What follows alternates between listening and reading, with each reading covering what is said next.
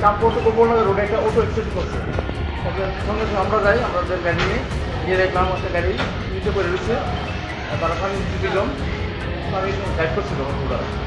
আর ভাই এর নাম হচ্ছে সুস্থ কুমার দেববর্মা, বয়স 50। আর তার ওয়াইফের নাম হচ্ছে সুপতি দেববর্মা, বয়স 45, বাড়ি মেখলা বাড়ি। কি গাড়ি আসলো? অটো গাড়ি। দেখি উল্টে গেছে গাড়িটা। গাড়িটা উপর নিচে নামে গেছে আর কি।